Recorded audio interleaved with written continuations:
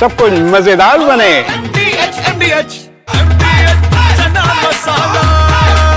अब छोलिया हो या लोबिया, सफेद चने या काले चने, सब कुछ मजेदार बने।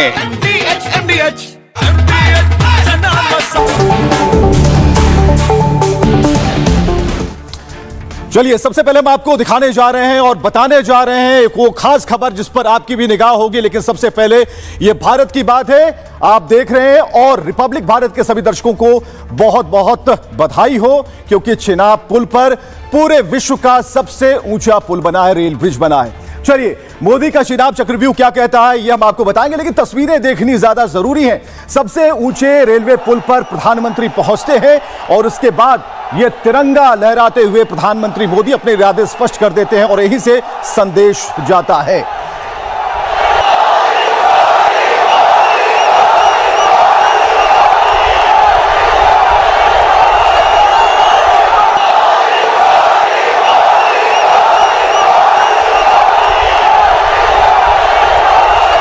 तो विकास की चहलकदमी आप देख पा रहे हैं, महसूस कीजिए इस चहलकदमी को। प्रधानमंत्री नरेंद्र मोदी दुनिया के सबसे ऊंचे रेलवे पुल पर तिरंगा लहराते हुए, और यहीं से पाकिस्तान और चीन जैसे देशों को सीधा संदेश है। अपने सिर के ऊपर झंडे को उन्होंने रखा है। आप समझिए, हर बात का एक संदेश होता है। प्रधानमंत्री की चाल, उनकी बॉडी लैंग्वेज और ये तस्वीरें। और अगली तस्वीर हम आपको दिखा रहे हैं, जिस नायाब पुल की बात हम कर रहे हैं, ये है चिनाब नदी पर बना हुआ वो ब्रिज जिसकी चर्चा आज पूरे विश्व में है, जो सबसे ऊंचा है, भारत का मान है और भारत का सम्मान है।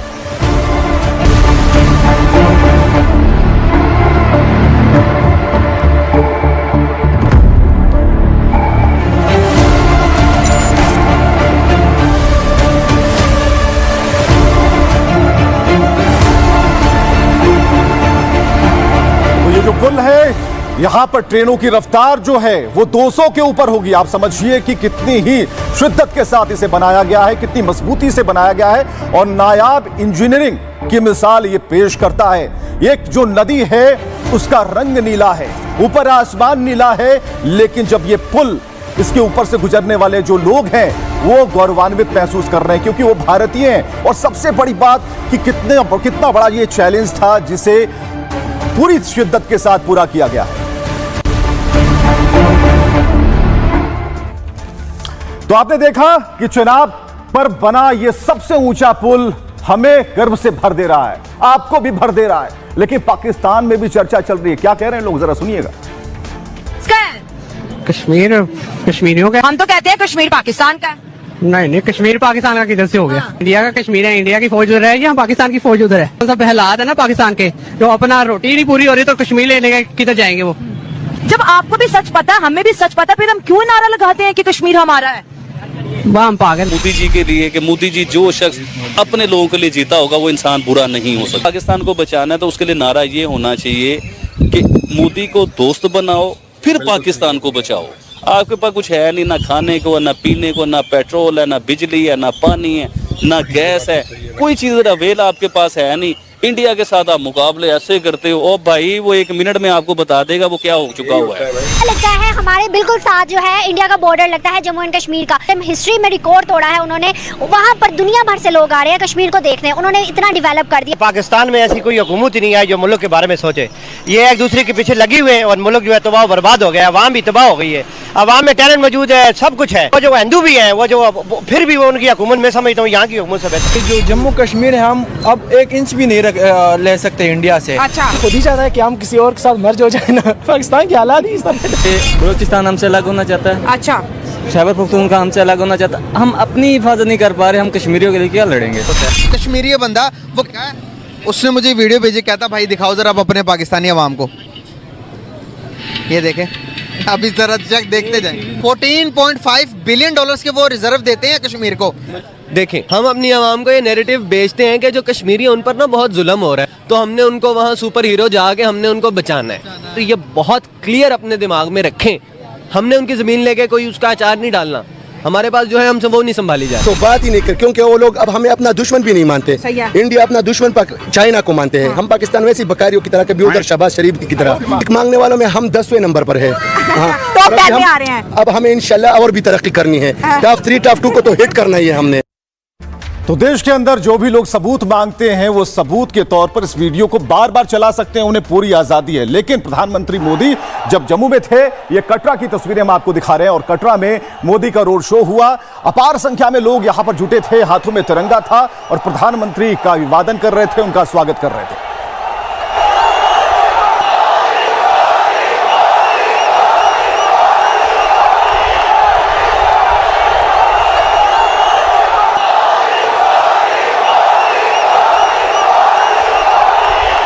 चारों तरफ मोदी मोदी और सिर्फ मोदी, क्योंकि मोदी ने उनके लिए एक विजन प्लान तैयार किया, मोदी ने उन्हें सुविधाएं दी, मोदी ने विकास को रफ्तार दी और मोदी का स्वागत जम्मू कश्मीर में कुछ इस तरीके से हो रहा है कि ये लग रहा है कि आपके बिहार और उत्तर प्रदेश की तस्वीरें हो। इतनी जबरदस्त तरीके की भीड़, मोदी का स्वागत, फूलों की बारिश और लोगों के चेहरे पर मुस्कान।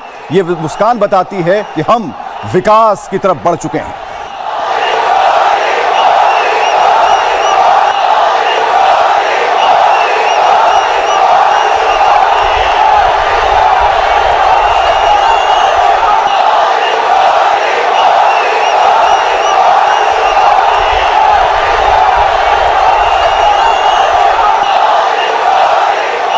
तो मोदी मोदी के नारे लग रहे हैं, लेकिन अंजी पुल की तरफ जब प्रधानमंत्री के कदम बढ़े, वहां भी प्रधानमंत्री ने जबरदस्त तरीके से उद्घाटन किया और इसकी तस्वीरें अंजी पुल का उद्घाटन, और वहां पर मुख्यमंत्री उनके साथ उमर अब्दुल्ला मौजूद थे, साथ में मनोज सिन्हा मौजूद थे और ये जो पूरी तरीके से तस्वीर है ये बता रही है कि हम आगे बढ़ रहे हैं।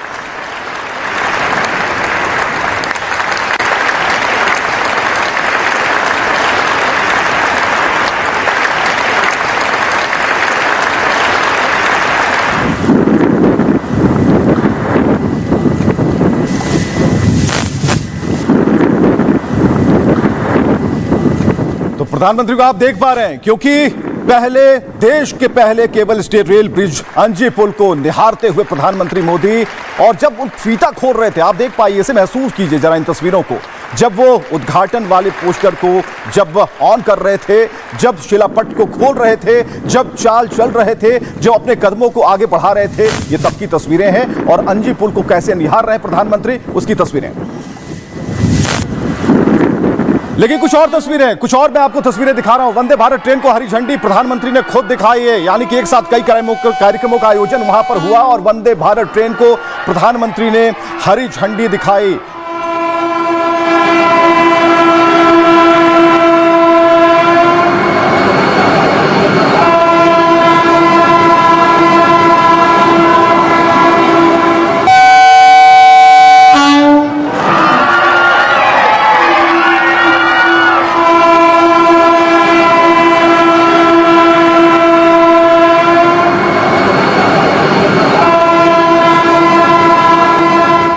तो भारत जो है वो कीर्तिमान स्थापित कर रहा है, विकास को रफ्तार दे रहा है, प्रधानमंत्री हरी झंडी विकास को दिखा रहे हैं।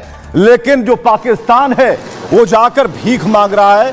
ये मुस्लिम देशों की तरफ अपना रुख उसने किया है और कटोरा लेकर भीख मांग रहा है, कोई तो मदद कर दो, कोई तो भारत को समझा दो, कोई तो बीच बचाव के लिए आए। तो ये तुर्की के पास पाकिस्तान के शहबाज शरीफ पहुंचते हैं और भीख मांगते हैं। अगली तस्वीर मैं आपको दिखाने जा रहा हूं, ये रूस में पाक डेलीगेशन पहुंचा था ये कहने के लिए कि आप मध्यस्थता करवा दीजिए, लेकिन रूस ने बैरंग लौटा दिया, यानी कि रूस ने फिर भारत के साथ जो दोस्ती है उसे निभाया।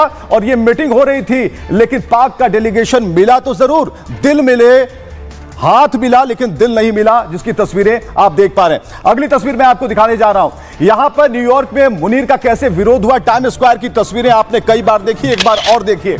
यहां पर इससे क्या लिखा है, फ्रॉड लिखा गया है, लूजर लिखा हुआ है, हारा हुआ लिखा है, और न्यूयॉर्क में मुनीर का कैसे विरोध हो रहा है इस साफ तौर पर यहां बड़े बैनर्स में झलकता है।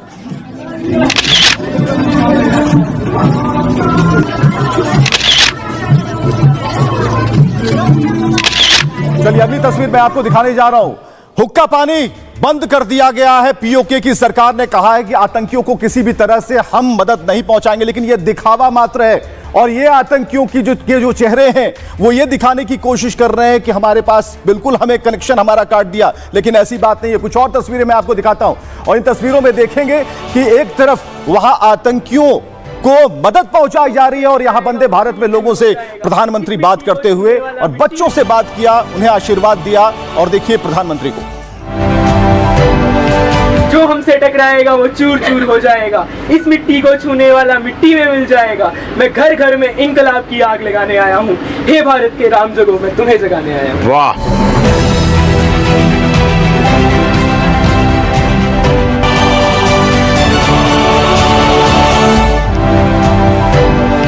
जो हमसे टकराएगा वो चूर चूर हो जाएगा, इस मिट्टी को छूने वाला मिट्टी में मिल जाएगा। मैं घर घर में इंकलाब की आग लगाने आया हूँ, हे भारत के राम जगो मैं तुम्हें जगाने आया हूँ। वाह। तो बच्चों से मुलाकात और उसके पहले श्रमिकों से मुलाकात की ये तस्वीरें बता रही हैं। पुल बनाने वालों से प्रधानमंत्री ने बहुत ही करीब से मुलाकात की, उनका हाल जाना, उनसे बातचीत की। जो परिवार के लोग कोई हैं जो आकर के देख के गए, आपने जो इतना बड़ा काम किया है, सबके परिवार आ गए।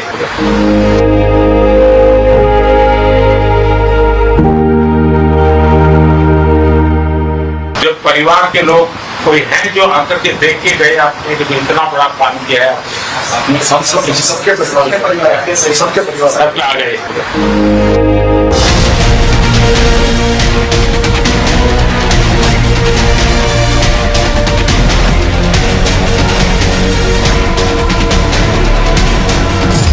आज 6 जून है, ठीक 1 महीने पहले 6 मई की वो रात पाकिस्तान के आतंकियों पर कयामत बरसी थी। ऑपरेशन सिंदूर के बाद मोदी चिनाब पुल पर तिरंगा लहरा रहे थे। दुनिया के सबसे ऊंचे पुल से यह पाकिस्तान को संदेश था। भारत की बुलंद तस्वीर देखकर पाकिस्तान में मातम का माहौल है। मोदी श्रीनगर तक ट्रेनों को हरी झंडी दिखा रहे थे। पाकिस्तान कभी भी ऑपरेशन सिंदूर का नाम सुनेगा तो उसे अपनी शर्मनाक शिकस्त याद आएगी।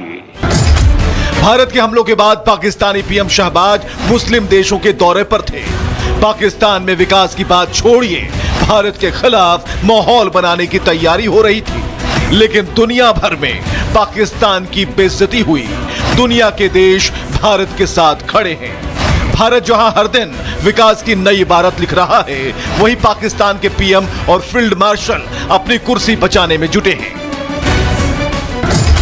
आज वो दुनिया की सुपर ताकत बनने के ख्वाब देख रहा है और हम दिवालियापन से बचने के लिए भीख मांग रहे हैं। तो पाकिस्तानी संसद में उनके सीनेटर भी मानते हैं कि वो तो भीख मांग रहे हैं। भारत कहां पहुंच गया, आप देखिए इन तस्वीरों को, आपको पता चलेगा कि कहां भारत पहुंच गया। एफिल टावर की आप तस्वीरें देख रहे हैं और हमारा मान सम्मान बगल में खड़ा है, लेकिन इस एफिल टावर से भी कई मीटर ऊंचा, यानी कि पूरे विश्व में सबसे ऊंचाई वाला जो पुल है, रेल ब्रिज है, वो हमारे पास है। और इस बात का हम होना चाहिए और इससे भी ऊंची इबारत हम लिखने को लगातार बेताब है। आइए मैं बताता हूं आपको कि किस तरीके से दुनिया का सबसे लंबा रेल पुल बनकर तैयार हो गया। तो ये सबके सामने है, दुनिया इसे देख रही है और करीब 22 साल लग गए चिनाब ब्रिज पर इसे बनने में। 286 किलोमीटर पर आवर की रफ्तार झेलने की क्षमता है और हर तरफ घूमने वाले सीसीटीवी कैमरे यहां पर लगे हैं। चिनाब नदी से 359 मीटर ऊपर यह रेलवे पुल है। 1315 मीटर लंबा ब्रिज तेज हवाओं को भी झेल सकता है। भूकंप के झटकों को झेलने में यह सक्षम है। बम धमाके का भी इस पर कोई असर नहीं होगा। दुनिया का सबसे ऊंचा रेलवे आर्च ब्रिज है और चिनाब ब्रिज भारत की इंजीनियरिंग का कमाल है। कुतुब मीनार जिसकी ऊंचाई 72 मीटर है, उससे कई गुना ऊंचा। स्टैच्यू ऑफ यूनिटी 182 मीटर, उससे भी ऊंचा। एफिल टावर 330 मीटर, उससे भी ऊंचा। चिनाब ब्रिज है 359 मीटर ऊंचा है। लोग फ्रांस के पेरिस में एफिल टावर को देखने जाते हैं, लेकिन अब यह ब्रिज एफिल टावर से भी ऊंचा है। तो यह सिर्फ एक रेलवे पुल नहीं है, यह कश्मीर का नया टूरिस्ट डेस्टिनेशन बना है। लोग यहां चिनाब ब्रिज पर सेल्फी लेने पहुंचेंगे, चिनाब ब्रिज इंजीनियरिंग के अद्भुत नमूने को निहारेंगे, यानी कि यह कैसे बना। चलिए, अब नरेंद्र मोदी जब पहुंचे तो उन्होंने एक दो नहीं कई बातें कही, सुनिए आप भी। आज 6 जून है, याद कीजिए 1 महीने पहले ठीक 1 महीने पहले 6 मई की वो रात पाकिस्तान के आतंकियों पर कयामत बरसी थी। अब पाकिस्तान कभी भी ऑपरेशन सिंदूर का नाम सुनेगा तो उसे अपनी शर्मनाक शिकस्त याद आएगी। पाकिस्तानी फौज और आतंकियों ने कभी सोचा नहीं था कि भारत पाकिस्तान में सैकड़ों किलोमीटर अंदर जाकर के आतंकवादियों पर इस तरह वार करेगा। बरसों की मेहनत से उन्होंने आतंकी जो इमारतें बनाई थी वो कुछ ही मिनटों में खंडहर में बदल गई है। तो ये ब्रिज कैसे बना आप सोच रहे होंगे, मैं आपको बताने जा रहा हूं। चिनाब नदी पर पुल बनना बेहद मुश्किल था। पहाड़ों के बीच खाईनुमा रास्ते से चिनाब बहती है और ऐसे में इस पर पुल बनाना चुनौती भरा था। चिनाब नदी पहाड़ों के बीच गहरी खाई में मौजूद है और इसे स्टील आर्क डिजाइन की तर्ज पर बनाया गया। इसमें आईआईटी और डीआरडीओ ने मदद पहुंचाई। इस पुल में 467 मीटर का मुख्य स्टील आर्च है और यह अपनी तरह का सबसे लंबा आर्च है। पुल में उच्च शक्ति वाले स्टील का इस्तेमाल हुआ और 30,000 मीट्रिक टन स्टील लगा है। 66,252 क्यूबिक मीटर कंक्रीट लगे हैं। 10 लाख क्यूबिक मीटर रेत लगी है। इसके अलावा 84 किलोमीटर रॉक बोल्ट और केबल एंकर लगे हैं। पुल को 120 साल तक चलने के हिसाब से बनाया गया है। ब्रिज को बनाने के फैसले और उद्घाटन में 22 साल का वक्त लगा और यह इलाका भूकंप के खतरनाक जोन 5 में आता है। यह पुल 8 तीव्रता का भूकंप झेल भी सकता है। ब्रिज का डिजाइन कनाडा की कंपनी ने बनाया और ब्रिज को 17 स्टील के खंभों पर खड़ा किया गया है जो कि एक धनुषाकार लोहे के बेस पर स्थापित है। यह आर्क चिनाब नदी के अगल बगल मौजूद पहाड़ियों पर टिका है। 3000 फीट ऊंचाई तक काम करने वाली केबल क्रेन्स का भी इसमें इस्तेमाल हुआ। इसे चिनाब नदी के दोनों ही किनारों पर बनाया गया और इसे बनाने में जर्मनी और दक्षिण कोरिया ने मदद की। Bhilai steel authority of India से स्टील ली गई है। तो ये कैसे बना ये हमने बताया, लेकिन कुछ और बातें हैं वो भी सुन लीजिए। पूरा हिंदुस्तान है। अच्छा, सबसे ज्यादा समय से काम किया है 2014 से। जो परिवार के लोग कोई है जो आकर के देख के गए आपने कि इतना बड़ा काम किया है। सबके परिवार सब आ गए वो वैष्णो देवी जाने के लिए आए। वो तो कहते होंगे भाई नहीं करना है काम करना है, इनको ऐसा कठिन काम है तो क्या करना है। यहाँ देखिए वो बच्चे बहुत प्रभावित थे और उनको लगा कि ये हमारे पापा है यहाँ पे लोग सक्सेसफुली हो गए सर। आप सबको और बताइए। लेकिन यह चुनाव चक्रव्यूह है क्या, यह समझना बेहद जरूरी होगा, क्योंकि मोदी श्रमिकों से बात कर रहे थे और मोदी ये पता लगाने की कोशिश कर रहे थे, उन्हें के अंदर भी एक क्यूरियोसिटी थी कि भाई ये बना कैसे, कितनी मेहनत से बना। आइए मैं बताता हूं आपको। अब चिनाब पुल से जो चीन और पाकिस्तान है, ये चक्रव्यूह की बात हम कर रहे हैं, उनकी टेंशन बढ़ गई है। ब्रिज की एलओसी से जो दूरी है 64 किलोमीटर की है। इससे अब सेना की जो आवाजाही है वो आसान हो जाएगी और किसी भी मौसम में सेना की डिप्लॉयमेंट काफी तेज हो जाएगी। सीमावर्ती इलाकों में सेना की पहुंच आसान हो जाएगी। पीर पंजाल इलाके से आतंकियों की घुसपैठ पहले हुआ करती थी और चिनाब पुल की वजह से आतंकी मंसूबे फेल हो जाएंगे। आईएसआई, लश्कर और जैश का नेटवर्क टूटेगा। पहलगाम हमले के बाद आतंकी बैसरन घाटी की तरफ भागे थे और बैसरन घाटी के जंगल भी पीर पंजाल की तरफ से ही उसका कनेक्शन है। अब खुफिया और निगरानी तंत्र का जाल बनेगा। काउंटर टेरर प्लानिंग करने में आसानी हो जाएगी। घाटी में तेजी से रैपिड फोर्स भेजी जा सकेगी। जम्मू कश्मीर, लद्दाख में सीमा पर तैयारी में मदद मिलेगी। तो अब हम आपको बता रहे हैं कि इसमें और भी क्या खबर है। मौलाना फजलुर रहमान जो कि पाकिस्तानी सांसद हैं, उनका क्या कहना है वो भी सुनिए। प्रोजेक्ट शुरू हुआ, मैं 8वीं क्लास का बच्चा था। आज मेरी उम्र 55 हो गई है, मेरे बच्चे भी कॉलेज पार कर गए हैं। अब जाके ये प्रोजेक्ट मुकम्मल हुआ। वजीर आजम साहब, इस रेल के ख्वाब बहुत लोगों ने देखे, यहां तक कि कश्मीर को बाकी मुल्क के साथ जोड़ने का ख्वाब अंग्रेजों ने भी देखा था, लेकिन वो पूरा कर नहीं पाए। उनका ख्वाब था कि उरी झेलम के किनारे जो है वो रेल लाके कश्मीर को बाकी मुल्क के साथ जोड़ें, लेकिन आज जो अंग्रेज पूरा नहीं कर पाए वो आपके हाथों पूरा हुआ और जम्मू कश्मीर, कश्मीर की वादी को बाकी मुल्क के साथ जोड़ दिया गया। प्रोजेक्ट से जम्मू कश्मीर को भरपूर फायदा होगा। तो सीएम उमर अब्दुल्ला को आप सुन पा रहे थे, लेकिन जिन पाकिस्तानी सांसद की बात की थी उनका बयान भी हम सुनाएंगे। लेकिन यहां पर देखिए क्या पाकिस्तान की जो सरकार है और जो सेना है वो लगातार अभी हाथ में हाथ मिला रही है, लेकिन आतंकियों का कनेक्शन काट दिया गया है ये बताया जा रहा है, क्योंकि उनकी जो फंडिंग होती थी, उनका जो चंदा होता था, उस पर रोक लगाई गई। और जैसा कि हम बराबर कह रहे हैं कि ये सिर्फ दिखाने की बात हो रही है कि हम दिखावा कर रहे हैं, लेकिन सच्चाई क्या है वो हम आपको बता रहे हैं। बकरीद से पहले पाक के आतंकियों को एक बड़ा झटका लगा। जैश लश्कर समेत 66 आतंकी संगठन परेशान हैं। पीओके सरकार ने आतंकियों को चंदा देने पर बैन लगा दिया। ऑपरेशन सिंदूर के बाद आतंकी संगठन चंदा मांग रहे थे। आतंकी ठिकानों पर हमले की भरपाई की कोशिश की जा रही थी। पीओके सरकार ने इन आतंकियों के खिलाफ आदेश जारी किया। इससे बकरीद से पहले आतंकी दाने दाने को मोहताज हैं। चंदे के साथ ही पशु देने पर भी बैन लगा दिया गया है और ऐसा करने पर 1 साल तक की जेल हो सकती है। हालांकि आतंकवाद पर पाकिस्तान का सच दुनिया को पता है। एफएटीएफ की ग्रे लिस्ट से बचने के लिए पाक का यह हथकंडा हो सकता है। और 4 महीने पहले आतंकियों ने पीओके में मजमा लगाया था। आतंकियों की सुरक्षा में पाकिस्तानी सेना और पुलिस के जवान मौजूद थे, जो तस्वीरें आपने देखी। लेकिन हमने कहा कि पाकिस्तानी सांसद क्या कह रहे हैं, सुनिए जरा उन्हें। हिंदुस्तान और हम एक ही दिन में आजाद हुए। 15 अगस्त 1947 को सुबह 8 बजे दिल्ली में लॉर्ड माउंटबेटन ने इंडिया के गवर्नर जनरल का हल्फ उठाया और कराची में कायदे आज़म मोहम्मद अली जिन्नाह ने हल्फ उठाया। एक ही दिन हम आजाद हुए। आज वो दुनिया की सुपर ताकत बनने के ख्वाब देख रहा है और हम दिवालियापन से बचने के लिए भीख मांग रहे हैं। ये किसके हाथों, कौन जिम्मेदार है उसका? हुकूमत नाकाम है। हमने मुल्क को जुमूद का शिकार बना दिया है और कौमें जब जुमूद का शिकार होती हैं तो फिर वो गिरती हैं, वो तरक्की नहीं कर सकती। फिर तो पाकिस्तानी संसद में सांसद कह रहे हैं कि हम कहां थे, कहां पहुंच गए, वो कहां थे और कहां पहुंच गए।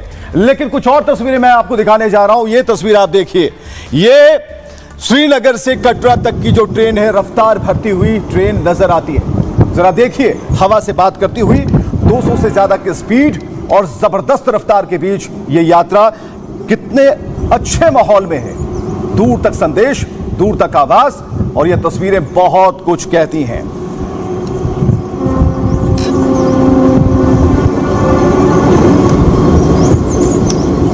बहुत ही आसान हो गया, यानी कि आप कश्मीर की यात्रा कर सकते हैं और कश्मीर की यात्रा कर सकते हैं और कश्मीर की यात्रा ही नहीं बल्कि सुखद अनुभवों को साझा भी कर सकते हैं, क्योंकि ये व्यवस्थाएं कर दी गई हैं। अब कितना आसान हो गया ये सफर, अब हम आपको बताने जा रहे हैं। अब कटरा से श्रीनगर का सफर काफी आसान हो गया है। कटरा श्रीनगर रूट पर वंदे भारत की शुरुआत हो गई। पीएम मोदी ने आज ट्रेन को हरी झंडी दिखाई और बर्फबारी के दौरान कश्मीर देश से कट जाता था। नेशनल हाईवे 44 बंद होने से घाटी का संपर्क टूट जाता था। सड़क के रास्ते जम्मू से कश्मीर जाने में 8 से 10 घंटे का वक्त लगता था और ट्रेन शुरू होने से यह सफर 3 घंटे में पूरा होगा। वंदे भारत ट्रेन में कुल 8 कोच हैं और यह ट्रेन ठंडे इलाके से होकर गुजरेगी और उसी हिसाब से ट्रेन को डिजाइन किया गया है। चेयर कार का किराया है 715 रुपए मात्र, जबकि एग्जीक्यूटिव क्लास का किराया है 1320 रुपए। अभी ट्रेनें सिर्फ बनिहाल में रुकेंगी और ट्रेन में सुरक्षा के पुख्ता प्रबंध किए गए हैं, यानी कोई दिक्कत नहीं होगी। लेकिन नरेंद्र मोदी ने उन बच्चों से बात की जो इस ट्रेन में सफर कर रहे थे, वो भी सुनिए। भारत है कटरा से बनिहाल तक चलेगी, ये बहुत अच्छी बात है और हमें मौका मिला यहाँ बैठने का। हमने कभी सोचा नहीं था कि हमारा ड्रीम पूरा होगा, आज वो पूरा होने जा रहा है। सर, जब आप छोटे होते थे तो आपके जीवन का लक्ष्य क्या था? आप क्या प्राप्त? कोई लक्ष्य नहीं था, देश के लिए जीना बस, और कुछ नहीं। सर, हम पढ़ने लगते हैं, हमें नींद आ जाती है। आप इतना काम करते हो देश के लिए, आपको नींद नहीं आती? नींद तो हमारे लिए अवेलेबल। देखिए बेटा, नींद आना बुरा नहीं है। अभी जो विज्ञान कह रहा है कि कितना ही काम क्यों न हो, कितना ही तनाव क्यों न हो, लेकिन 6-7 घंटे सोना ही चाहिए। सर, आपकी तरफ से 2 लाइन जो हम अपने लाइफ में उतार सके। क्रिकेट के मैदान में क्रिकेट खेलते हैं तो बहुत लोग कोई उधर से चिल्लाता है 4, कोई कहता है 6, प्लेयर क्या करता है, उस तरफ ध्यान नहीं देता है। जो अपना काम किया है वो तय करता है। आपने भी जीवन में एक बार तय करना चाहिए, मुझे ये काम करना है, बस उसी में लगे रहना चाहिए। फिर आज क्या हुआ, मम्मी ने ऐसा बोल दिया, टीचर ने ऐसा बोल दिया, उसने मेरे से फ़ोन नहीं किया, आज मुझे मोबाइल देखने, ऐसी चीज़ों में समय बर्बाद किए बिना जो कहा है, मन में तय किया है, बस उसी में खप जाओ।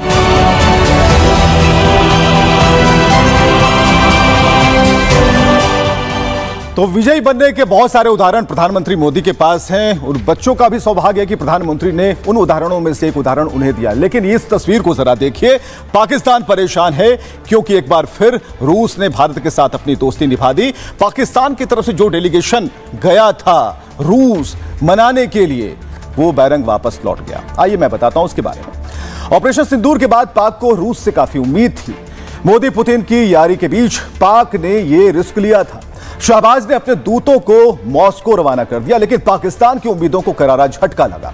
शहबाज पुतिन से मध्यस्थता की उम्मीद कर रहे थे। रूस ने पाक डेलीगेशन को 2-2 कह दिया।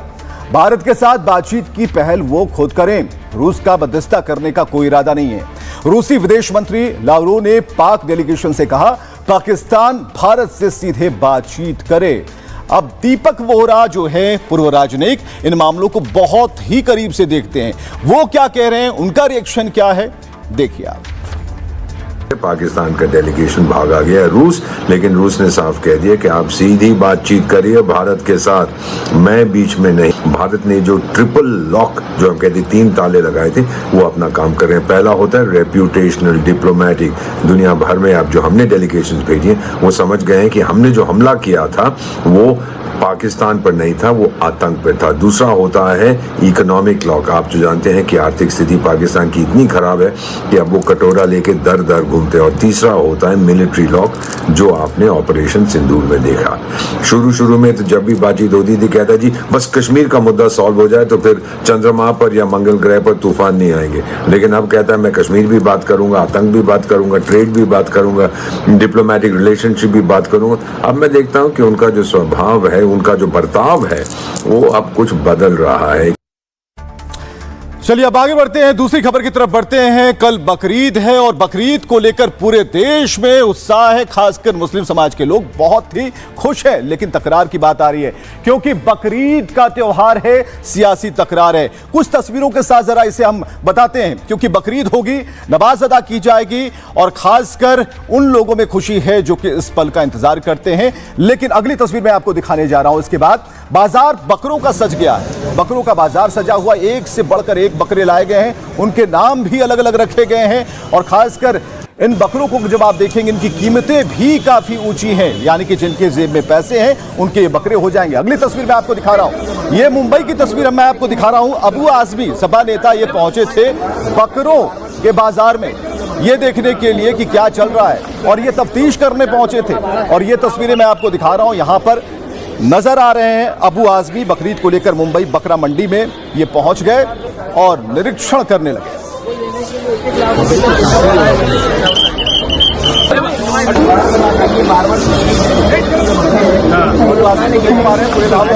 पहुंचे थे बकरा मंडी में, क्या चल रहा है, कैसे बिक्री हो रही है, लोग पहुंच रहे हैं कि नहीं। लेकिन अगली तस्वीर हैदराबाद से मैं आपको दिखाने जा रहा हूं, और हैदराबाद में टी राजा बाइक पर सवार होकर निकले मुआयना करने के लिए। और मुआयना आप देख रहे हैं टी राजा को, और ये मुआयना करने के लिए निकले हैं उन सड़कों पर, और जहां जहां गाय बैल भैंस नजर आ रहे हैं उन्हें गंभीरता से देख भी रहे हैं। इन तस्वीरों में आप देख पा रहे हैं, और ये बता रहा है कि टी राजा बाजार का मुआयना करने पहुंचे थे, क्योंकि क्या तैयारियां हैं और कैसे जो प्रतिबंधित पशु हैं उन्हें कोई ना काट पाए, ये तस्वीरें उसे बता रही हैं। तो तस्वीरें और भी कह रही है, ये कलबुर्गी कर्नाटक की तस्वीरें हैं, ये भी तस्वीरें बकरीद से एक दिन पहले की, और ये बता रही हैं कि गो हत्या नहीं होनी चाहिए, ऐसी कोई खबर ना आए, और उसे लेकर इन्होंने सड़क पर विरोध किया है।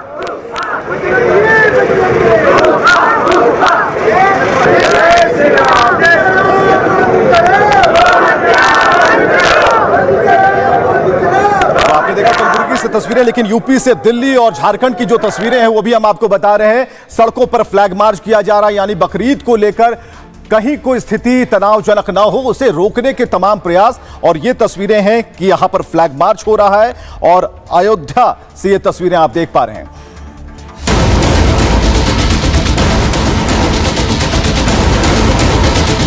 7 जून के दिन जो बकरीद है, बकरीद के अवसर पर एक भी गाय बछड़ा बैल ना कटे। सोसाइटी जब एनओसी देगी तो बकरे कटेंगे वहां पर। ये क्रिस सुमैया है, कुछ और लोग हैं, नीतीश राणे हैं, इनके पास कोई काम नहीं है सर इसके। हम बलि प्रथा के पक्ष में नहीं हैं, इस प्रकार से हम बकरीद के भी पक्ष में नहीं हैं। देश में त्योहार को लेकर फिर तकरार शुरू हो गई है। बकरीद से पहले भड़काऊ बयान और धमकियों से माहौल गर्म हो गया है। सोसाइटी जब एनओसी देगी तो बकरे कटेंगे वहां पर। ये क्रिस सुमैया है, कुछ और लोग हैं, नीतीश राणे हैं, इनके पास कोई काम नहीं है सर इसके। दिल्ली से लेकर हजारीबाग और अयोध्या से अलीबाग तक शहर शहर पुलिस फ्लैग मार्च कर रही है। नजर रख रही है कि त्योहार में कोई माहौल बिगाड़ने और आग लगाने की कोशिश ना करे। बकरीद को लेकर सारा बवाल जिद और जुबानी वार से शुरू हुआ है। एक पक्ष किसी भी तरह कुर्बानी पर अड़ा है तो दूसरी ओर कुछ लोग कुर्बानी को लेकर कड़ी चेतावनी दे रहे हैं और कह रहे हैं नियम और आस्था से खिलवाड़ बर्दाश्त नहीं करेंगे। 7 जून के दिन जो बकरीद है, बकरीद के अवसर पर एक भी गाय बछड़ा बैल ना कटे। हम बलि प्रथा के पक्ष में नहीं हैं, इस प्रकार से हम बकरीद के भी पक्ष में नहीं हैं। तो आप देख पा रहे थे इस रिपोर्ट में कि किस तरीके से बकरीद पर तनातनी है और जो सियासी पार्टियां, उनके जो लोग हैं राजनीतिक बयानबाजी कर रहे हैं। कोई रोकने की कोशिश कर रहा है, कोई कह रहा है कि प्रतिबंधित जो पशु हैं उन्हें ना काटा जाए, इस पर हमारी नजर होगी। तो अबू आजमी क्या कहते हैं? बकरीद पर कुर्बानी करना मुसलमानों का धार्मिक अधिकार है, कुर्बानी पर रोक की कोशिश नफरत फैलाने की चाल है। वो कहते हैं कि जब भी मुस्लिमों का कोई त्योहार आता है कुछ लोग हमें परेशान करने में लग जाते हैं। दूसरी तरफ टी राजा का बयान आता है, उन्होंने कहा कि हमें बकरीद के त्योहार से कोई दिक्कत नहीं है, हर धर्म को त्योहार मनाने का पूरा अधिकार है, लेकिन कोई गौ माता या नंदी को काटने की साजिश रचता है तो हम उसका कड़ा विरोध करेंगे। अब आसिम वकार जो कि AIMIM के नेता हैं, उन्होंने कहा कि बकरीद पर ही जीव हत्या का जिन्न क्यों बाहर निकलता है। मुसलमानों को चाहिए कि वो इस पर कोई सफाई ना दे और सरकार गाय को राष्ट्रीय पशु घोषित कर दे। अब धीरेन्द्र शास्त्री जो कि कथावाचक हैं, उन्होंने कहा कि किसी भी धर्म या संस्कृति में जीव हिंसा के हम विरोधी हैं, ना हम बलि के पक्ष में हैं, ना बकरीद में कुर्बानी के। सभ्य समाज को पहले से चली आ रही ये परंपराएं बदलनी चाहिए।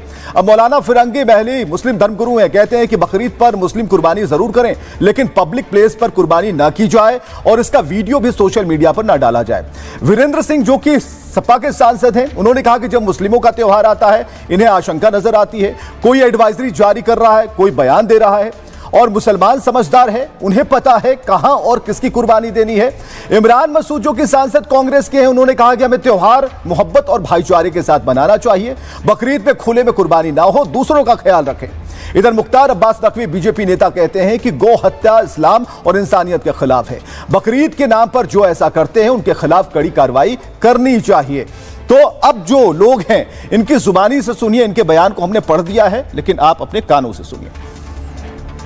7 जून के दिन जो बकरीद है, बकरीद के अवसर पर एक भी गाय बछड़ा बैल ना कटे, इसकी व्यवस्था पुलिस अधिकारी करे। लॉ एंड ऑर्डर अगर डिस्टर्ब नहीं होना है तो तुरंत इस पर अमल करे। मुख्यमंत्री जी डीजीपी से निवेदन करना चाहता हूँ, तुरंत जहां जहां पर गाय बैल बछड़ा बंधे हुए हैं तुरंत उनका चेकअप करे और जिसके पास वेटनरी डॉक्टर सर्टिफिकेट नहीं है उनको सीज करे और बेचने वालों के ऊपर भी FIR हो। ये मैं मेरे मुख्यमंत्री से और डीजीपी से निवेदन करूँ। सोसाइटी जब एनओसी देगी तो बकरे कटेंगे वहां पर, ये पहले से हो रहा है। तो ये लोग प्रिसाइज कर रहे हैं कि सोसाइटी एनओसी देने ना पाए।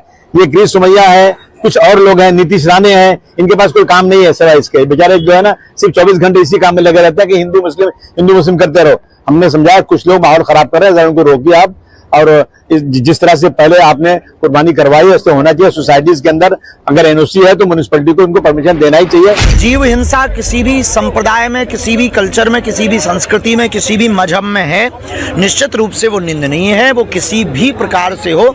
हम बलि प्रथा के पक्ष में नहीं हैं, इस प्रकार से हम बकरीद के भी पक्ष में नहीं हैं। हम किसी को अगर जीवित नहीं कर सकते हैं तो मारने का अधिकार भी किसी को भी नहीं है। गौ हत्या जो है वो इस्लाम इस्लाम के खिलाफ तो है ही, इंसानियत के भी दुश्मन है ये, और इस्लाम और इंसानियत दोनों के खिलाफ ये पाप है। और जो लोग जो है वो बकरीद के नाम पर गोहत्या करने को अपना धार्मिक अधिकार मानते हों, संवैधानिक अधिकार मानते हों, वो उनको गलतफहमी है। और अगर कोई भी इस तरह की हिमाकत करे तो उसको कड़े से कड़े कानूनी प्रावधानों के तहत उसमें कार्रवाई। नहीं ना, तो हर इंसान को खाने पीने का अधिकार है, अपनी चॉइस का, ये संवैधानिक अधिकार है, आप उसको नहीं रोक सकते। और यहाँ तो लीगली कर रहा हूँ मैं, तो आपके माध्यम से भी लोगों को बोल रहा हूँ कि जो भी गाइडलाइंस है सरकार के द्वारा दी गई है उसी गाइडलाइंस के द्वारा हम कर रहे हैं।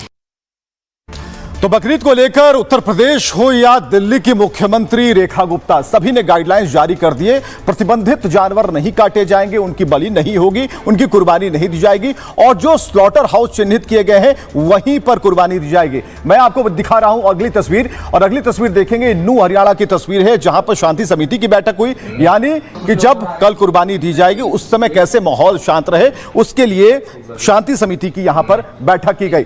और हजारीबाग की तस्वीर अब मैं आपको दिखाने जा रहा हूं। यहां पर हजारीबाग में सड़कों पर फ्लैग मार्च किया गया ताकि लोगों को बताया जा सके कि आपकी सुरक्षा के लिए हम मुस्तैद हैं।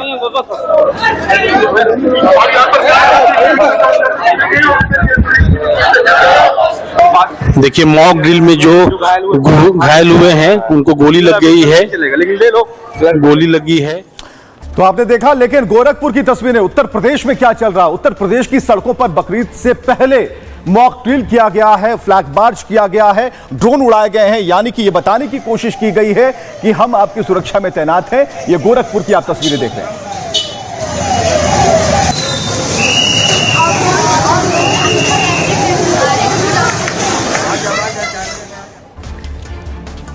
तो आपने देखा कि किस तरीके से जो तैयारी है वो अपनी जगह पर बंदोबस्त जबरदस्त है। और सबसे बड़ी बात कि बकरीद को लेकर जो तैयारियां हैं वो लोगों को ये बता रही हैं कि शांति भरे माहौल में ये पर्व मनाया जाएगा।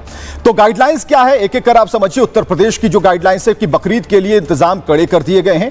योगी ने डीजीपी और अधिकारियों को नजर रखने को कहा है। त्योहार को लेकर राज्य में खास गाइडलाइन, कहा है कि प्रतिबंधित पशुओं की कुर्बानी पर पूरी तरह से रोक लगे। राज्य में खुले में नमाज हो और ना ही कुर्बानी हो। कुर्बानी के नाम पर नई परंपरा नहीं शुरू होनी चाहिए। कुर्बानी के बाद बचे अवशेष का निस्तारण हो जाना चाहिए और मांस को अच्छी तरह पैक करके दें, खुले में ना ले जाएं। सोशल मीडिया पर भड़काऊ बयान या फिर वीडियो ना डालें। यूपी के सभी जिलों की पुलिस जो है अलर्ट मोड में है। नोएडा में 3 दिन के लिए धारा 163 लागू कर दी गई है। रैली, जुलूस या 5 से ज्यादा लोगों के जमा होने पर बैन है। ड्रोन उड़ाने पर परमिशन लेनी होगी और पुलिस की भी नजर रहनी होगी। राजधानी में बकरीद के लिए जो कड़ी गाइडलाइंस हैं वो लागू कर दी गई हैं। दिल्ली में जो गाइडलाइंस है उसके बारे में आपको बता रहा हूं। बकरीद पर गाय और ऊंट की कुर्बानी पर पूरी तरह से रोक रहेगी। दिल्ली में केवल तय जगहों पर कुर्बानी की जा सकेगी। सड़क किनारे, गलियों या फिर सार्वजनिक जगहों पर पाबंदी रहेगी। पशु क्रूरता के कानून का सख्ती से पालन होगा। स्वच्छता और साफ सफाई के कड़े नियमों का पालन बिल्कुल जरूरी होगा। कुर्बानी के फोटो, वीडियो सोशल मीडिया पर साझा नहीं कर पाएंगे। अवैध कुर्बानी के खिलाफ पुलिस तुरंत कार्रवाई करेगी। मध्य प्रदेश की बात करते हैं। वहां भी एमपी में बकरीद को लेकर एडवाइजरी जारी कर दी गई। राज्य में बकरीद पर कुर्बानी बंद जगहों पर हो, खुले में नमाज न पढ़ने की गाइडलाइन है। डीएम को कुर्बानी के नियम का पालन कराने को कह दिया गया है। यानी मध्य प्रदेश में भी गाइडलाइंस काफी टाइट हैं, सिक्योर हैं। अब ज्यादा बताते हैं कि जो पॉलिटिकल पार्टीज के नेता हैं और बाकी जो लोग हैं वो क्या कह रहे हैं, सुनिए। भारत के अंदर जिन जानवरों की इजाज़त है सिर्फ कुर्बानी उसी की करें। जैसे मिसाल के तौर पर बकरे हैं और भेड़ हैं और भैंस हैं, इसके अलावा कोई और कुर्बानी भारत में ना की जाए, इसका हमें ख्याल रखना होगा। अगर आपके पड़ोस में, आपके मोहल्ले में हिंदू भाई ज़्यादा रहते हैं तो आपको इसका ज़्यादा ख्याल करना होगा, क्योंकि आपको ये कुर्बानी देनी होगी। ये कुर्बानी इसलिए देनी होगी क्योंकि आपका जो नेबर है, आपका जो पड़ोसी है, वो हिंदू है या जैन है, उसका भी आपको ख्याल रखना होगा, उसकी आस्था का भी ख्याल रखना होगा। शांति व्यवस्था कायम रहे और सभी लोग त्योहार अपना हर्षोल्लास के साथ परंपरा निभाएं। एक बात तो बड़ा स्पष्ट है कि ऊंट और गाय की कुर्बानी ये किसी भी तरह से अलाउड नहीं है, गैर कानूनी, और इसको अपराध माना जाएगा। और दूसरी चीज ये भी स्पष्ट है कि केवल जो स्लॉटर हाउस निर्धारित हैं पहले से, कुर्बानी केवल वहीं पर ही हो। कोई भी सार्वजनिक स्थान पर, किसी भी ऐसे स्थान पर जो स्लॉटर हाउस नहीं है और जहां पहले से निर्धारित नहीं है, वहाँ पर किसी भी पशु की अगर कुर्बानी दी जाती है बकरीद पर तो इसको भी गैर कानूनी माना जाएगा। तो ये तो भारत में चल रहा है, लेकिन पाकिस्तान में तो जो अहमदिया मुसलमान है वो बेहद परेशान है शहबाज सरकार से, क्योंकि अगर उन्होंने कुर्बानी दे दी, नमाज पढ़ ली, तो फिर 5 लाख का दंड देना होगा। तस्वीरें मैं आपको दिखा रहा हूं। अहमदिया मुसलमान जो है परेशान है और ये मस्जिदों को तोड़ा जा रहा है। जहां अहमदिया मुसलमान नमाज पढ़ते हैं उन मस्जिदों को तोड़ा जा रहा। पाकिस्तान के हालात कुछ ऐसे हैं जिसे आप तस्वीरों के जरिए देख पा रहे हैं। चलिए अब मैं आपको बताता हूं कि अहमदिया जो मुसलमान हैं वो कैसे घिर गए हैं। वो चाहते हैं कि शहबाज सरकार से उन्हें भी मुक्ति मिले। चलिए, पाकिस्तान ने अहमदिया मुस्लिमों के ईद मनाने पर बैन लगा दिया। वो ना बकरीद का त्योहार मना सकते हैं ना कुर्बानी कर सकते हैं। सिंध पंजाब में अहमदिया मुसलमानों से जबरन हलफनामे भरवाए जा रहे हैं। लिखा है कि वो बकरीद में किसी तरह की कुर्बानी नहीं करेंगे। धमकियां दी जा रही हैं कि बकरीद मनाई तो 5 लाख रुपए जुर्माना देना होगा। जुर्माना अदा देने पर पुलिस जेल भेज सकती है, कड़ी कार्रवाई कर सकती है। अहमदिया को पाकिस्तान ना मुस्लिम मानता है ना अल्पसंख्यक मानता है, जबकि अहमदिया इस्लाम के 73 संप्रदायों में से एक है। अहमदिया मुसलमान सुन्नी मुस्लिमों की एक उपजाति है और पूरी दुनिया में करीब 2 करोड़ के आसपास अहमदिया मुस्लिम है, जबकि पाकिस्तान में इनकी संख्या करीब 20 लाख है। ये खुद को मुस्लिम मानते हैं और इस्लाम सिद्धांतों का पालन भी करते हैं, लेकिन अहमदिया मोहम्मद साहब को आखिरी पैगंबर नहीं मानते। वो मानते हैं उनके गुरु यानी मिर्जा गुलाम मोहम्मद के बाद नबी थे और इस वजह से पाकिस्तान में सुन्नी मुस्लिम इनका विरोध करते हैं। यहां तक कि पाक ने 1974 में इन्हें गैर मुस्लिम घोषित किया था। तभी से पाकिस्तान में अहमदिया कट्टरपंथियों का टारगेट पर है और अहमदियों के घर, पूजा स्थल पर अक्सर हमले होते रहते हैं। तो अहमदियों के हाल जो है वो हम आपको बता रहे हैं।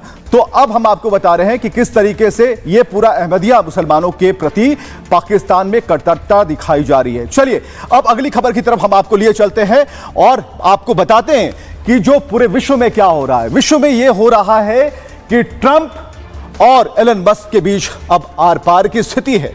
मैं आपको तस्वीरें दिखाने जा रहा हूं। ये तस्वीरें तब की हैं, ये आखिरी तस्वीर है, साथ वाली आखिरी तस्वीर है। गौर से देखिएगा, ट्रंप बैठे हैं राष्ट्रपति पद की, उन्होंने शपथ ले ली।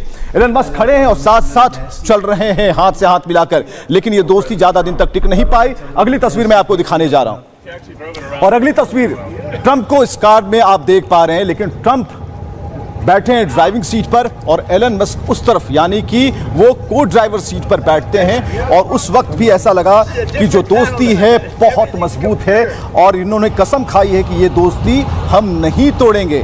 लेकिन आज के हालात कुछ और हैं। कुछ और तस्वीरें आपको दिखाते हैं। राष्ट्रपति भवन, व्हाइट हाउस, जो सबसे सुरक्षित जगह विश्व में है, वहां पर ट्रंप और एलन मस्क है। लेकिन ये बच्चा कौन है? ये बच्चा एलन मस्क के बच्चे हैं जो वहां पर मौजूद होते हैं और एलन मस्क आराम से वहां खड़े हैं, उनके बच्चे व्हाइट हाउस में घूम रहे हैं और राष्ट्रपति वहीं मौजूद हैं। Presidency is to restore democracy. This may seem like, well, are we in a democracy? Well, if you don't have a feedback loop, FAX, you would have to, if you sorry. Our presidency is to restore democracy. This may seem like, well, are we in a democracy? Well, if you don't have a feedback loop, FAX, you would have to. राष्ट्रपति नहीं हो, चले जाओ यहां से। आपने देखा क्या कहा जा रहा है। तो ये तस्वीरें बहुत ही अच्छे समय की तस्वीरें हैं, लेकिन अब क्या होता है वो तस्वीर भी मैं आपको दिखाने जा रहा हूं। चुनावी कैंपेन 2024 में एक साथ ट्रंप और मस्क दिखाई दे रहे हैं और मस्क तो ऐसे उत्साहित थे कि उनके इशारों से लगता है कि जीत उनकी हुई हो।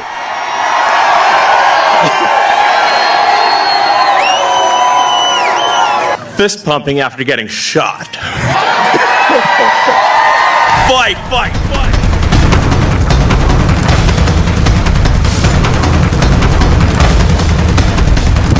दुनिया के दो दिग्गज आमने सामने हैं। दोनों एक दूसरे को खत्म करने की कसमें खा रहे हैं। एक दुनिया के सबसे ताकतवर देश अमेरिका का राष्ट्रपति है, तो दूसरा दुनिया का सबसे अमीर शख्स, मतलब आज का धन कुबेर। दोनों कल तक दोस्त थे, साथ जीने मरने की कसमें खा रहे थे। आज एक कह रहा है डोनाल्ड ट्रंप अमेरिका के राष्ट्रपति के लायक नहीं, तो दूसरा कह रहा है ये पागल है, I will make America great again. तो सवाल यह है कि आखिर ऐसा क्या हुआ कि दोनों ताकतवर शख्स की राहें अलग अलग हो गईं? ऐसा क्या हुआ जो कल तक डोनाल्ड ट्रंप को ग्रेट बता रहा था और डोनाल्ड ट्रंप जो एलन मस्क को माय बेस्ट फ्रेंड बता रहे थे, आज एक दूसरे को निपटा देने में लगे हैं।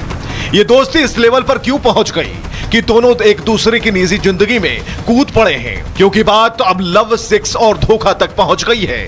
मस्क ने डोनाल्ड के काले सफेद कारनामे उजागर करने शुरू कर दिए हैं। आगे हम ट्रंप और मस्क के इसी सच से पर्दा उठाएंगे, आपको बताएंगे आखिर ऐसा क्यों हो रहा है और इसके क्या मायने हैं।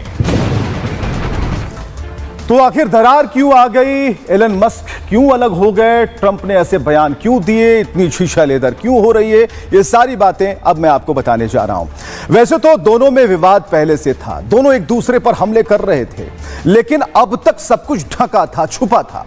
ताजा शुरुआत हुई ट्रंप के बयान के बाद और गुरुवार को डोनाल्ड ट्रंप ने मीडिया से बात की। एक सवाल के जवाब में ट्रंप ने मस्क को नसीहत दी। मैं चाहूंगा कि मस्क बिल के बजाय मेरी आलोचना करें। वन बिग ब्यूटीफुल बिल शानदार है, यह बिल ऐतिहासिक है, ट्रंप ने कहा कि उन्हें बिल की पूरी जानकारी थी, उन्हें इससे कोई समस्या नहीं थी। ट्रंप कहते हैं कि उन्हें बिल की पूरी जानकारी थी और किसी भी तरह की कोई आपत्ति नहीं थी। उन्हें दिक्कत तब हुई जब पता चला कि ईवी पर टैक्स छूट नहीं मिलेगी। मैं बात समझ सकता हूं, उन्हें हर बात पता थी, लेकिन वो अलग होते ही बदल गए, ये ट्रंप ने कहा। ट्रंप कहते हैं कि उन्होंने कभी कोई शिकायत नहीं की, मैं उनसे बहुत निराश हूं, मैंने उनकी मदद की है। राष्ट्रपति डोनाल्ड ट्रंप उस बिल का जिक्र कर रहे थे जिसे लेकर मस्क हमलावर हैं। अब एलन मस्क की बारी थी, तो एलन मस्क क्या करते हैं ये हम आपको बताते हैं। एलन मस्क ने क्या कहा? मस्क ने तुरंत अपनी प्रतिक्रिया दी। उन्होंने बोले कि राष्ट्रपति डोनाल्ड ट्रंप झूठ बोल रहे हैं, वो सरासर झूठ बोल रहे हैं। मुझे टैक्स और खर्च बिल के बारे में कुछ नहीं पता था, बगैर मेरी जानकारी के ये बिल पास कराया गया। डोनाल्ड ट्रंप मेरी वजह से राष्ट्रपति बने हैं, मैं मदद नहीं करता तो वो नहीं जीतते। इसके बाद ट्रंप ने जवाबी हमला कर दिया और उन्होंने कहा कि मैं मस्क की वजह से राष्ट्रपति नहीं बना, मैंने एलन मस्क की मदद के बगैर भी चुनाव जीता। इधर एलन मस्क फिर मैदान में आ गए और उन्होंने क्या कहा? इस बार एलन मस्क ने सारी सीमाएं लांघ दी। सोशल मीडिया में लिखा, ऐसी एहसान फरामोशी। इसके बाद क्या होता है? इसके बाद ट्रंप कंट्रोल से बाहर हो गए और उन्होंने इसके बाद कई आपत्तिजनक चीजें कही। लिखा कि एलन मेरे लिए परेशानी बन रहे थे, मैंने एलन को अपनी सरकार से बाहर किया। इलेक्ट्रिक वाहन पर टैक्स छूट हटाने का फैसला किया क्योंकि यह छूट ईवी कारें खरीदने के लिए मजबूर करता था। उन्हें महीनों से पता था कि मैं ऐसा करूंगा, वे पागल हो गए हैं। उन्होंने यहां तक कहा कि वे मस्क पर एक्शन लेने की सोच रहे हैं, उनके साथ सारे एग्रीमेंट खत्म करने पर विचार कर रहे हैं। तो ये बातें उन्होंने कही। अब मैं आपको बताता हूं कि डोनाल्ड ट्रंप ने आखिर क्या कहा।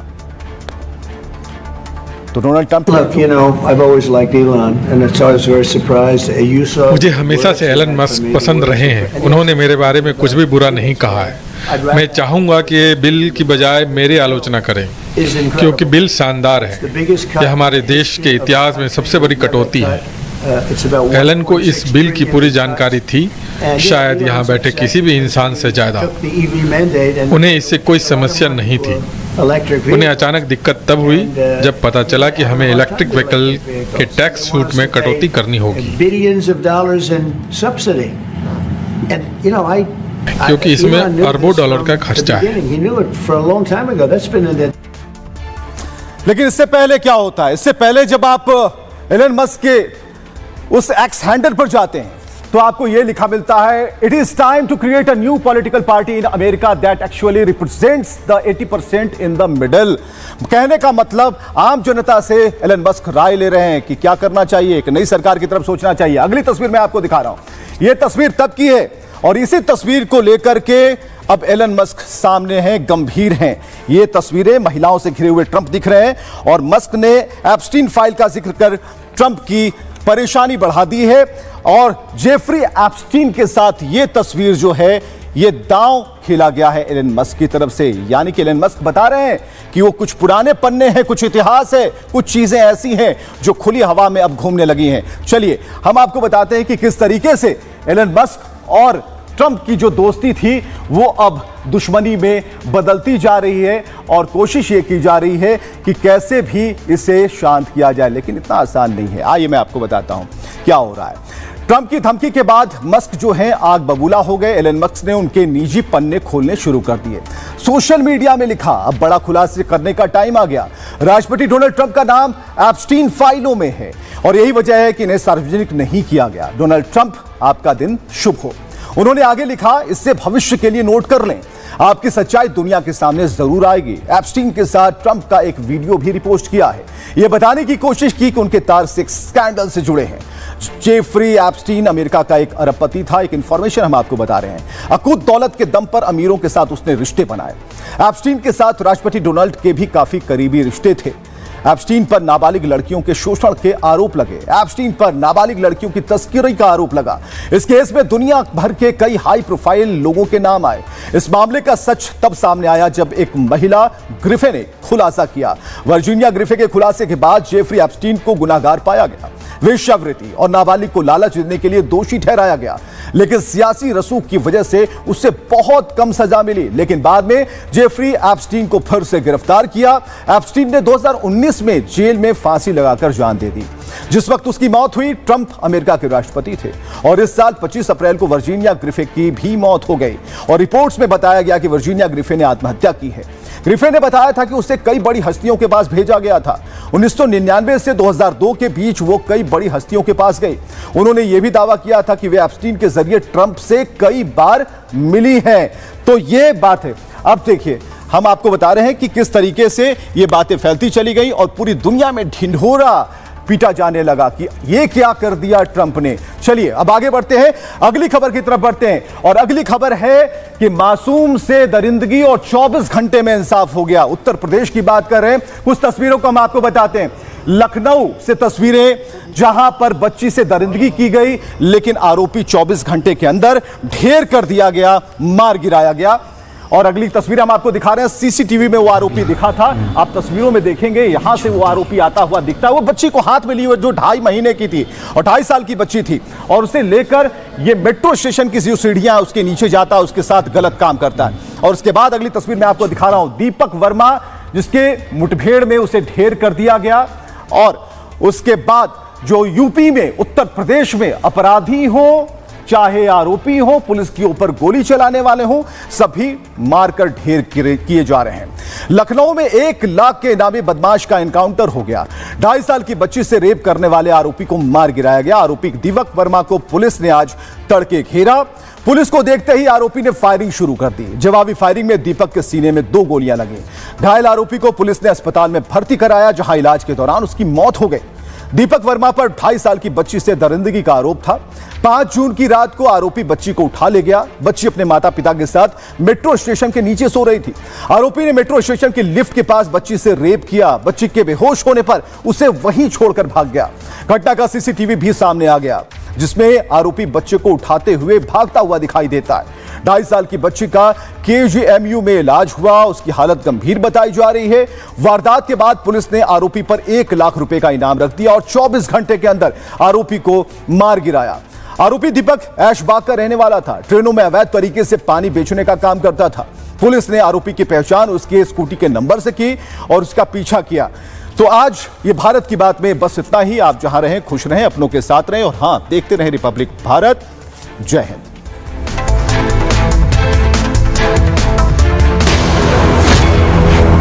आधे बाउल दही में 4 चम्मच MDH चटनी पुदीना मसाला डाला, स्टर करो, पुदीना चटनी तैयार। MDH चटनी पुदीना मसाला।